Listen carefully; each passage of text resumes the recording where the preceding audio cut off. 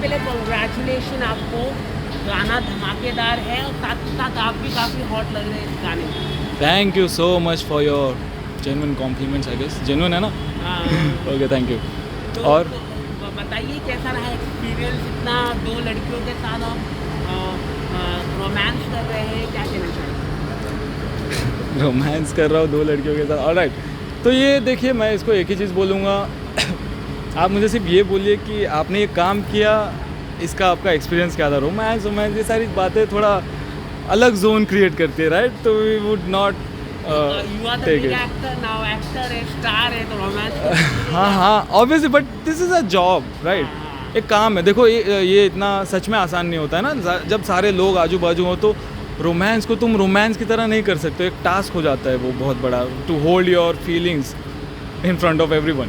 First time आपको जब ये सॉन्ग मिला तो कैसा रहा एक्सपीरियंस, थोड़ा कुछ आप बताइए। फर्स्ट टाइम जब मुझे ये सॉन्ग जैसे ही पहली बार मेरे पास आया, I immediately felt like I want to be the part of this song, because जो फीलिंग थी इस सॉन्ग में वो ऑब्वियसली एक बार सुन के एक बार में ही कैच हो जा रही है।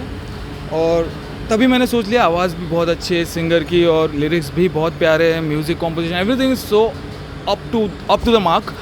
तो मैंने बोला I want to be the part of this song. बस जो एक रेफरेंस वीडियो होता है ना अबाउट द सॉन्ग, वो मैंने देखा नहीं था। That was the sort of mistake कह लो। वो मैंने देखा नहीं था। मैंने सोचा अपनी वाइफ के साथ बैठ के देखूंगा शांति से कि देखो this is the reference video, this is how we want to shoot, we are going to shoot. तो वो देखते देखते लेट हो गया देखना, और मैंने सॉन्ग डन कर चुका था मैं, और मेरी वाइफ ने बोला कि नहीं यार मत करो, तो मैंने एक बार कैंसिल भी कर दिया। बट उसके पहले मैंने अपनी कंडीशंस दे रखी थी वहाँ पे, एंड दे टोल्ड मी कि जी वाले लोगों ने बोला मुझे कि नहीं हो सकता maybe. Then I said okay fine. वैसे भी मैं I was trying to get back, एक स्टेप बैक ले रहा था मैं कि चलो नहीं करता हूँ ये सॉन्ग, भले से मेरा फील्ड है, मेरा फ्यूचर है इससे जुड़ा हुआ, भले मेरा पैशन है ये, but if my wife doesn't wants me to be in it, तो मैंने ना बोल दिया था। बट उसके बाद जब उन्होंने मेरी कंडीशंस पे आए, सारी बातें मान लिया, तब मैं ना नहीं बोल सकता था, क्योंकि फिर ये ऑब्वियसली करियर पे इफ़ेक्ट करता है अगर आप एक बार हाँ बोल के ना बोल, क्योंकि आपके लिए यहाँ वहाँ 100 लोग जाग रहे, पूरा टीम सेटअप है, तो आप अकेले कैसे हो जो राजा की तरह सो रहे हो, बैठ रहे हो, लेट आ रहे हो, खा रहे हो, पी रहे हो, तो आपके ऊपर सारी जिम्मेदारी है कि इतने लोग जो काम कर रहे हैं। तो उस हिसाब से देखा जाए तो उस हिसाब से क्या यार, इसको काम ही के हिसाब से देखो यार। आपके 2 को स्टार है, कैसा रहा, कितना कंफर्टेबल आप उनके साथ काम किया आपने? को स्टार्स जो थी वो, और एक नर्स थी। हाँ जी, एक ने मेरी वाइफ का रोल प्ले किया, एक ने नर्स, बट ये दोनों ही मेरी बहुत अच्छी, काफ़ी अच्छी ब्रो बडी टाइप की फ्रेंड्स हैं, और बहुत पुरानी फ्रेंड है जो मेरी दिव्या, जिसके साथ लास्ट सीन हुआ है। She is like a sister to me, बहुत पुरानी फ्रेंड है मेरी। अगर कुछ गलत, ये सॉन्ग भी हमारे लिए पहला था, और ऐसा सॉन्ग पहली बार हम लोगों ने किया जिसमें हम लोग अपने आप को फ्लॉन्ट कर सके, एक्सपोज कर सके थोड़ा, और कुछ बुरा गलत था नहीं, आई गेस ये it was just an act.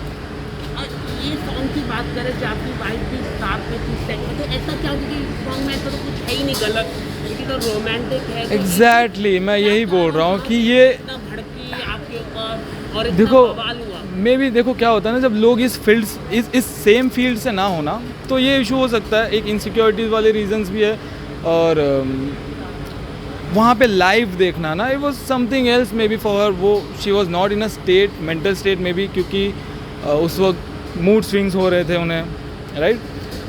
तो उसके बाद actually this was not the full and final reason of the divorce, this was the initial stage of the divorce, this song. इसके बाद एक हफ्ता मैं होटल में रुका था, मेरे जहाँ मेरे घर के पास में एक होटल लेके मैं रुका था, where I was trying to convince कि देखो obviously I didn't wanted my wife to get, उसकी लाइफ ख़राब हो, या किसी की भी मैं लाइफ कभी नहीं ख़राब कर सकता ना।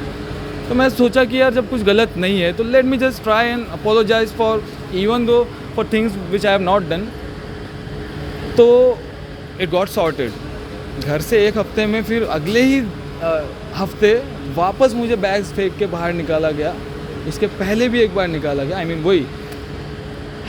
तो ये मेरे लिए एक बहुत ही ज़्यादा, कोशिश की कि ये शादी बची रहे। ऑब्वियसली मुझे शादी ज़िंदगी भर साथ रखनी थी, तभी मैंने यही सोच के शादी की थी।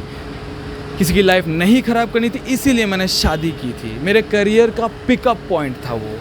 मेरे पास बहुत कुछ था करने को, लेकिन किसी बंदी की एज हो चुकी थी कि बाद में वो कंसीव ना कर पाएगी बच्चा, तो मुझे करनी पड़ी जल्दी। तो उसका रीज़न वॉज जेन्युइन, उसको जल्दी करनी थी बिकॉज एज हो चुकी थी उसकी। तो आई वॉज लाइक कि अगर मुझे बाद में भी करनी, she only told me actually, बाद में भी करनी है तो अब करने में क्या प्रॉब्लम है। आई वॉज लाइक कि चलो कोई नहीं, अगर प्यार करते हैं तो फिर ये भी झेल लेंगे, ये भी कर लेंगे। बहुत सी चीज़ें वैसे करी है, बट गाइज आई बिलीव कि जो होना होता है वो ऊपर वाले के हाथ में होता है। बाकी मेरी तो एक ही शर्त थी कि लॉयल्टी अगर दूँ तो भी तो कोई इश्यूज़ होने नहीं चाहिए रिलेशनशिप में, बट सारे इश्यूज़ लॉयल्टी देने के बाद भी बहुत आए हैं। तो ऑब्वियसली इनसिक्योरिटीज़ खा जाएंगी रिलेशनशिप को। तो मैं आप लोगों को यही चीज़ बोलूँगा कि अगर आप प्यार करते हो एक दूसरे से तो प्लीज़ झगड़े को ट्राई करो कि ऑन द स्पॉट सॉर्ट कर सको आप, या आपको अगर ऐसा फील होता है कि बात और ज़्यादा आगे बढ़ सकती है तो वहीं रुक जाओ। किसी ना किसी एक को तो रुकना ही पड़ेगा, तब भी रिलेशन चलते हैं। अगर कोई गुस्सा हो रहा है तो आपको और ज़्यादा गुस्सा नहीं होना है। इस तरह से रिलेशन मेंटेन होते हैं। तो कुछ चीज़ें नहीं समझ पाई, सिचुएशंस अलग थी। उन्होंने गलत आरोप लगाए, जी हाँ, वो कैसा आपने हैंडल किया? वो मैं हैंडल करने के बिल्कुल भी स्टेट में नहीं था, क्योंकि ऑब्वियसली मैं बहुत डिप्रेशन में था। मेरा डिवोर्स हो चुका था, मुझे कुछ ब्लैकमेलिंग हो रही थी, और मेरी बच्ची होने के बाद डिवोर्स हुआ, where I can not even see my child. और ये एक मेरे लिए बहुत अलग ही स्टेट था। मैं 2-3 दिन से सो नहीं रहा हूँ।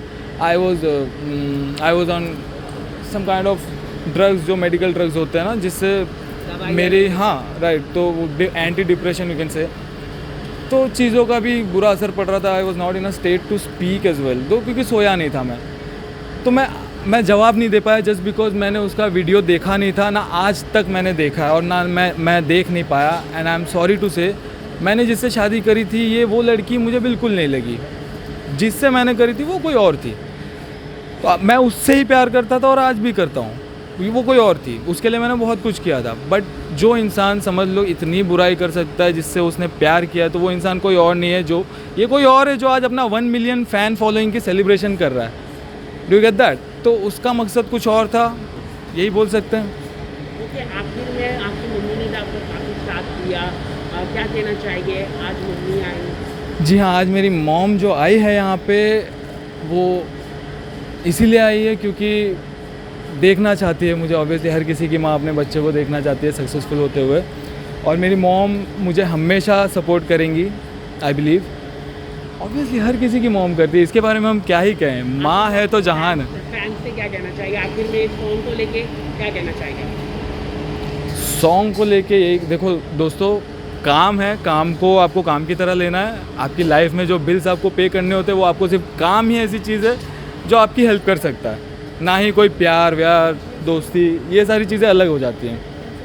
आप जिससे प्यार करते हो वो भी आपको पैसे के लिए सुना सकता है।